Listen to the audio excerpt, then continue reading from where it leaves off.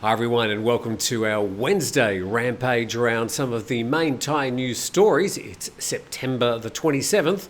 Hopefully you're having a good day or evening wherever you are in the world. Appreciate you tuning in. Please subscribe to the channel if you do get an opportunity.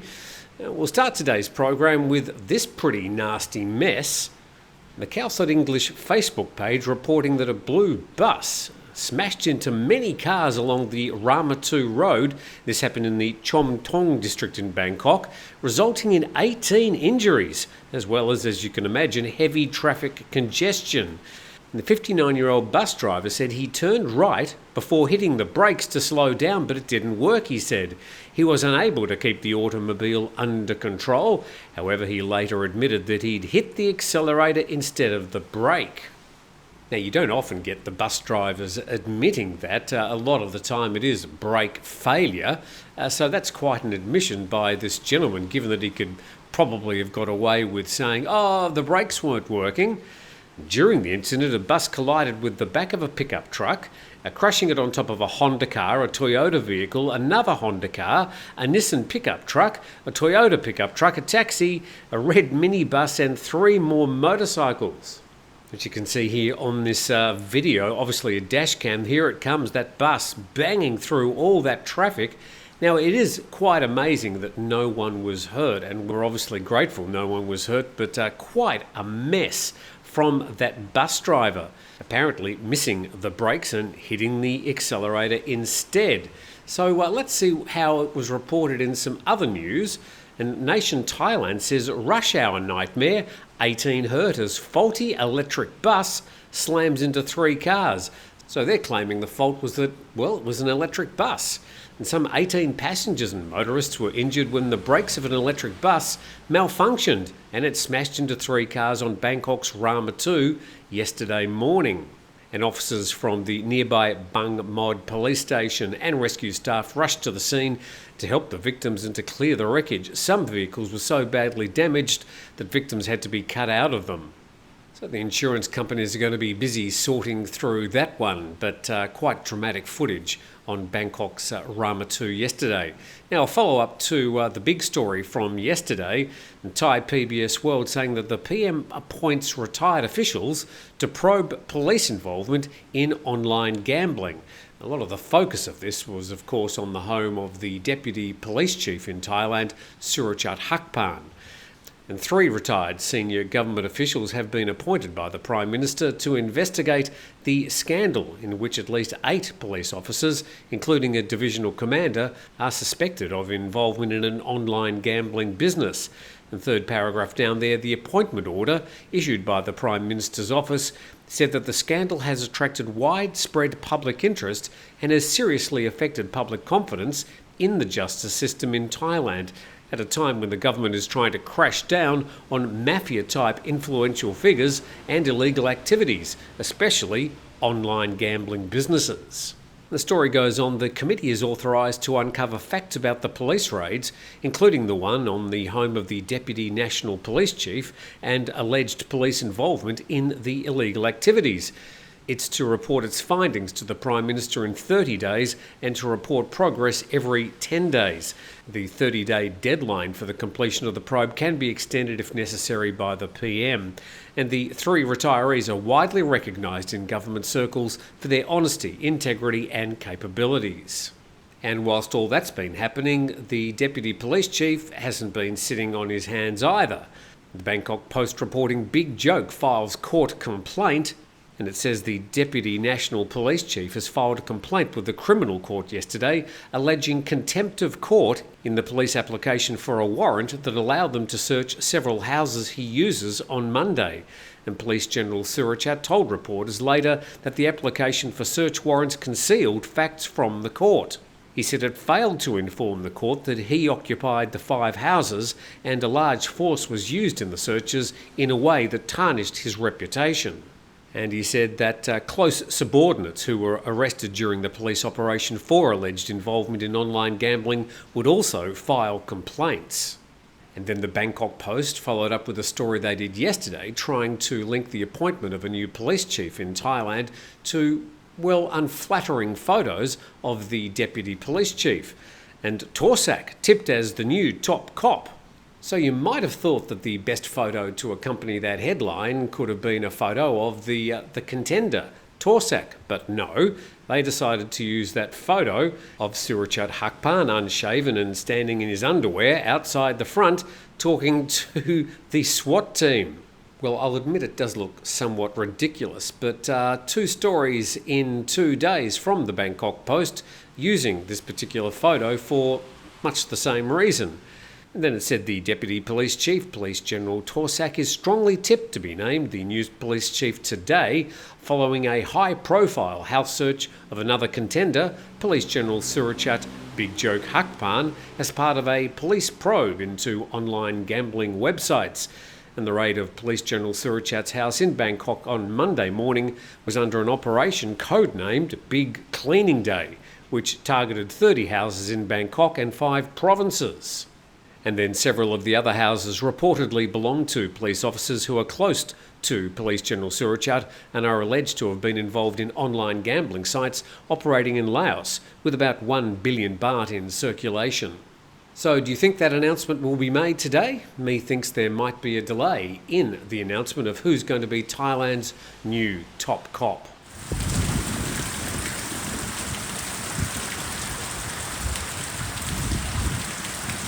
Thanks for tuning in today, and a bit of a wet morning. I noticed on the radar there was a bit of a front coming in, and it certainly arrived, so I'm very lucky to look out across the coastline of the Andaman Sea, but it's all a bit bleak at the moment as I hear the pitter-patter of rain on the roof.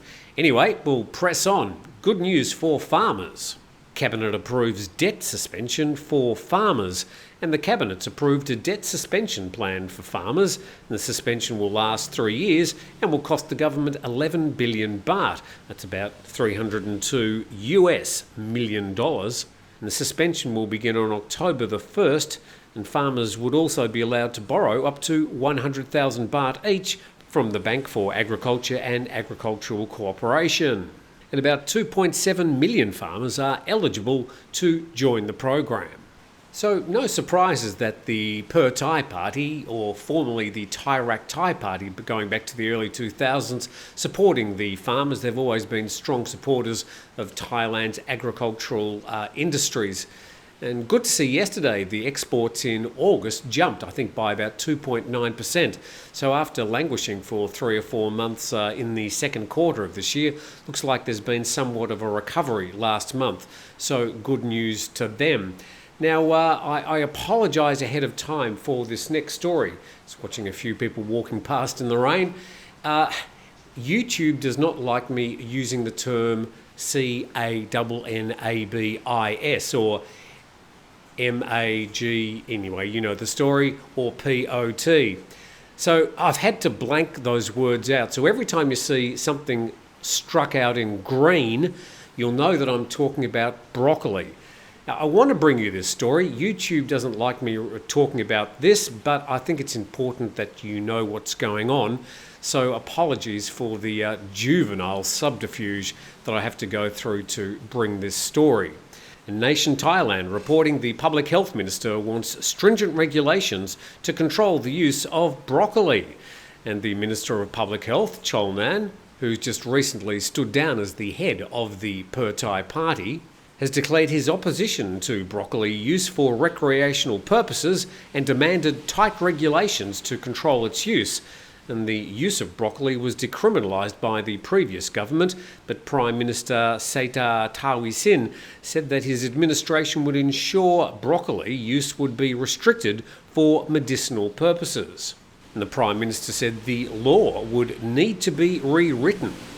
And the Public Health Minister told reporters yesterday that the consumption of broccoli for reasons other than medical purposes required stringent regulations so as to prevent harm to people's health.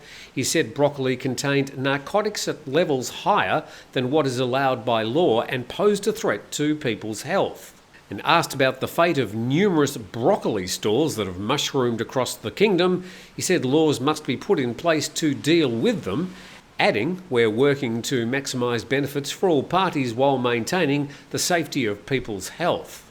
So what's going to happen to these 6,000 stores around the country, I think, is central to the government's reaction to this particular issue. I think they need to be doing something to show good faith to these people that in a vacuum of real policy have gone ahead and invested in this new industry. The ThaiExaminer.com reports that potent broccoli to be criminalised as the minister looks at ways to suppress recreational broccoli use. Again, apologies for all these green strikes, but I do think you deserve to know what's going on with this issue. And the future of thousands of small businesses in Thailand that have thrived in the kingdom's post-deregulation broccoli market, which is now one of the world's most open, is on the line as the Per-Thai-led government readies its plans to tackle the problem. The widespread use of broccoli, however, is not receiving the support it had hoped for from the recovering foreign tourism industry and is strongly opposed by the public, according to this article. And it comes as the new Minister of Public Health is reportedly looking at the approach the government will take to the country's problem with the widespread use of broccoli in the aftermath of a botched deregulation of the drug which happened after June last year. And this week, the tourist industry came out to support a proposed crackdown on existing widespread recreational broccoli use, which industry spokespeople make clear is not an asset to the industry or the attraction the international media portrayed last year. And the Thai Examiner goes on, the tourism industry has come out in support of the Prime Minister, who announced this week that his government would crack down on recreational use of broccoli in Thailand, even if this includes shuttering the thousands of broccoli outlets throughout the country, driving the free-for-all which many tourist industry insiders believe has become more of a nuisance than an attraction for the country's critically valuable industry. So it looks like the new government is moving quickly to try and ensure that people understand exactly what medicinal use or medical use of broccoli will be in the future. And again, apologies for the stupid subterfuge just to get around Mr. YouTube's robots. Moving on to our next story. In ThaiPBSWorld.com, search resumes for Russian near Koh Lan after being hit by a speedboat. And rescue workers resumed their search yesterday for a Russian tourist who went missing after he and his Thai girlfriend were struck by a speedboat near a beach on Koh Lan off Pattaya Bay, and that happened late on Monday afternoon. And the body of the Russian's girlfriend, only identified as Narada, was found floating in the sea. Wounds on the body indicated she'd been hit by a propeller.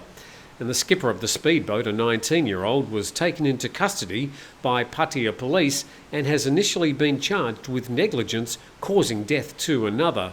And the man reportedly claimed he didn't know that his boat had hit the two people. And Pattaya police say the Russian tourist, identified as Enrique Ruckman, doesn't really sound like a Russian name, arrived in Thailand on August the 11th and had just checked out of a resort on Koh Lan. He and his girlfriend then rented a motorcycle to Tian Beach for a swim, which is when they were struck by a speedboat. So I suppose we have to assume the worst, that that Russian man has perished after that incident off the beach. To a story now from BBC.com, and it says leading activist Arnon Nampa jailed over calls for royal reform. This all harks back to the second half of 2020, sort of in the midst of the COVID-19 pandemic, when young people in Thailand took to the streets to bring up matters that were a bit uncomfortable for many Thai people. One of Thailand's most prominent political activists, Arnon Nampa, has been sentenced to 4 years in prison under the country's much criticised royal defamation or lèse Majeste law. He was convicted by a court in Bangkok over comments he made during a protest in October 2020. And the writer Jonathan Head maintains that Mr. Arnon, a human rights lawyer, was the first activist to call publicly for a national conversation on the role of the monarchy in today's Thailand.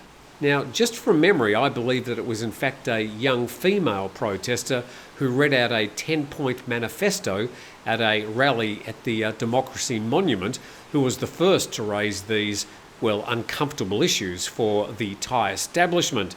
It wasn't Arnon Nampa, although he was indeed one of the leading faces of those young people during the protests.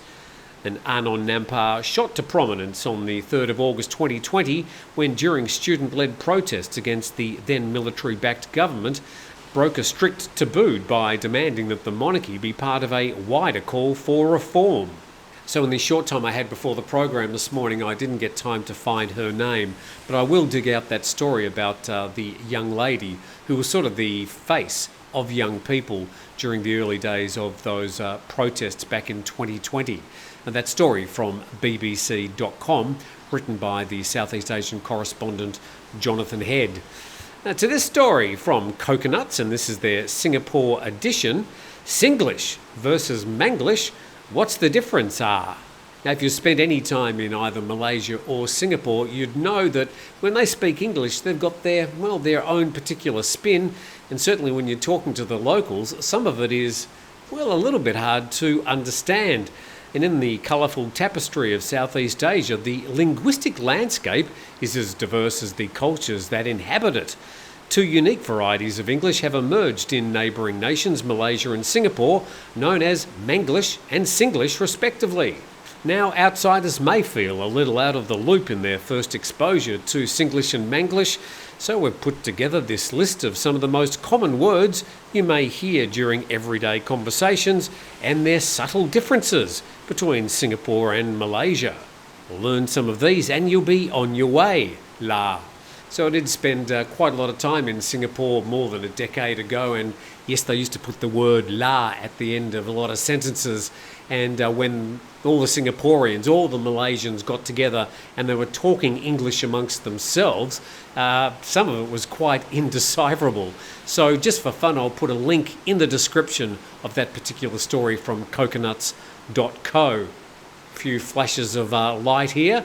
Now, the rain is teeming down, the tempest is approaching, so I'm going to say goodbye from here and go and put a few buckets out around the house. Thanks for watching today's TNT. Hopefully you're a bit drier where you are, and we look forward to seeing you tomorrow.